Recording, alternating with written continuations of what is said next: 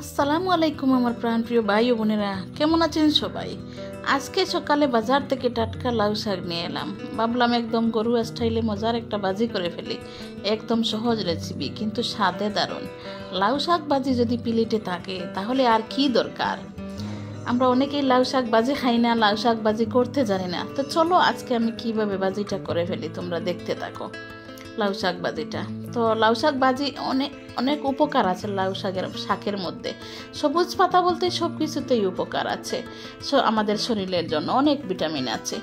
আর এই যে দেখো আমি শাক নিয়ে আসছি, শাকগুলোর মধ্যে অনেক ডাঁটা আছে, পাতা আছে, সব মিলিয়ে শাক আছে। তো আমি এখন তোমরা দেখতে থাকো আমি কিভাবে শাকগুলো ভাজি করার জন্য কেটে নিচ্ছি। আর আমি শাক কাটবো, শাক কেটে বেছে তারপর ভাজি করতে যাব। তো তোমরা দেখতে থাকো আমি কিভাবে শাকগুলা কাটতেছি একটা একটা করে পাতা। এই শাকের পাতার মধ্যে কিন্তু অনেকগুলো ছোট ছোট পোকা থাকে। এই পোকাগুলা কিন্তু বাছাই করে সুন্দর করে ঝেড়ে পরিষ্কার করতে হয়, না হলে কিন্তু পোকা থেকে যাবে। এই যে দেখো আমি কিভাবে শাকগুলা কেটে নিচ্ছি ভাজি করার জন্য। আমি সাধারণত শাক ভাজি করার জন্য এইভাবেই কাটি। আর এই যে দেখো লাউয়ের ছোট ছোট লাউ আছে, সেগুলো আমি দিয়ে দেব, ফেলে দেব না। আর আগা ডুগা যা আছে সব কেটে আসতেছি তোমাদের মধ্যে। তো অফ ক্যামেরায় কেটে নেই, না হলে ভিডিওটা অনেক লম্বা হয়ে যাবে। একদম সহজ রেসিপি, কিন্তু স্বাদে দারুণ। চলুন তাহলে একসাথে দেখে নেই কিভাবে বানালাম আমার আজকের এই লাউ শাক ভাজি। আমি লাউ শাকগুলো কেটে নিয়েছি অফ ক্যামেরায়। আর এইভাবে আমি লাউ শাকগুলো সবগুলো কেটে নেব। তো আমার লাউ শাক কাটা হয়ে গেছে। এখন আমি কাটা শাকগুলো ধুয়ে তারপর রান্না করে চলে যাব। এই যে সবগুলো শাক কাটা হয়ে গেছে, আমি এইভাবে কেটে নিয়েছি শাকগুলো হাত দিয়ে।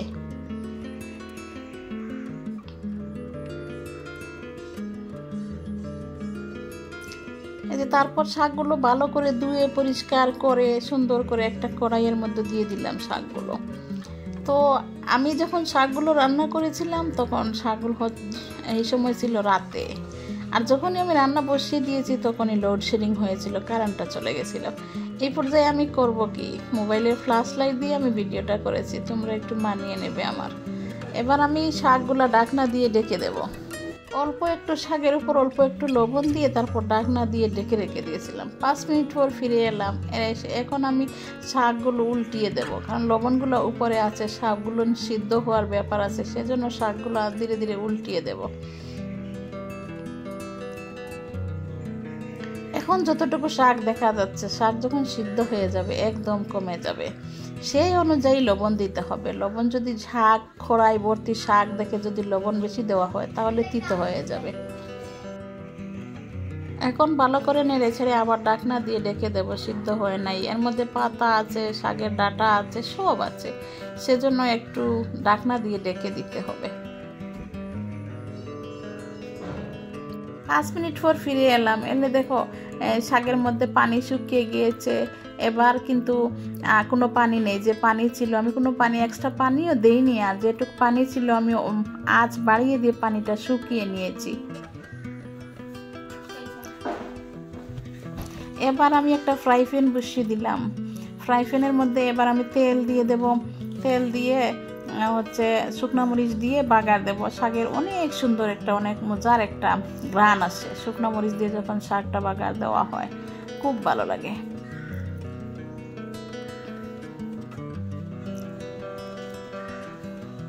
এই পর্যায়ে আমি ফ্রাই প্যানের মধ্যে রসুনগুলো দিয়ে দিলাম। রসুনগুলো আগে ভেজে নেব।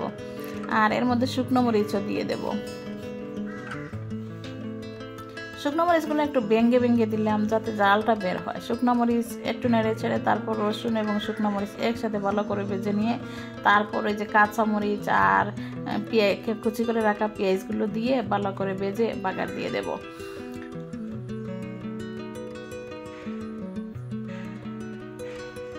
রসুনটা যত লাল হবে শাক ভাজিটা তত স্বাদ হবে। তো ভালো করে নেড়ে ছেড়ে এবার আমি রসুন এবং শুকনো মরিচটা ভেজে নেব। শুকনো মরিচ এবং রসুনটা যখন লাল হয়ে আসবে তখন দিয়ে দেবো কেটে রাখা কাঁচা মরিচ এবং কুচি করে রাখা পেঁয়াজগুলো। এবার আমি ভালো করে নেড়ে ছেড়ে ভেজে নেব।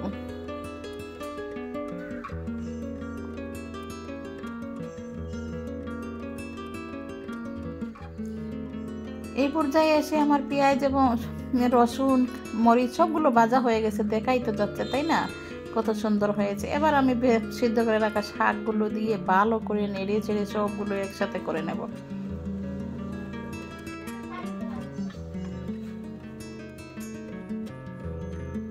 এবার আমি ভালো করে মিশিয়ে নেব। কত সুন্দর হয়েছে এবং খেতে অনেক টেস্টি হয়েছিল।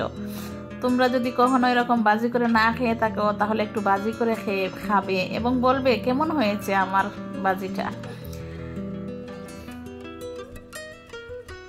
তো একটু এখন ভালো করে নেড়ে ছেড়ে চুলার আঁচটা বাড়িয়ে দিয়ে একটু যদি পানি থাকে সেই পানিটা আমি ভালো করে শুকিয়ে নেব, যাতে শাক ভাজিটা জড়জড়ে হয়ে যায়। তো বন্ধুরা দেখলেন তো কত সহজে বানিয়ে ফেললাম টাটকা লাউ শাক ভাজি, একদম ঘরোয়া স্বাদ কিন্তু খেতে দারুণ। আমার মতো আপনারাও একবার করে দেখেন, সত্যি মজার একটা রেসিপি। ভিডিওটা যদি ভালো লাগে তাহলে অবশ্যই একটা লাইক দিয়ে দিবেন, কমেন্টে জানাবেন